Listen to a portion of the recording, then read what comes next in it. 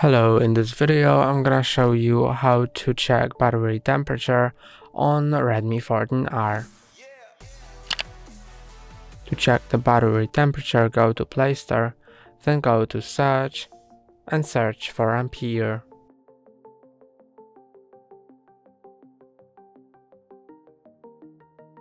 Then install this blue app with A letter on it.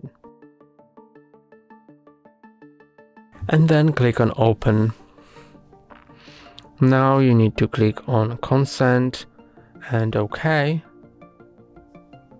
And here you can see temperature as well as other data about your battery. And if you want to change the unit of the temperature, click on Settings, then Basic Settings, and click on this third option. You can see it changes when I click on it. And now when it says temperature in Fahrenheit and I go back, temperature is shown in Fahrenheit. That's all for today. Don't forget to like and subscribe. See you next time.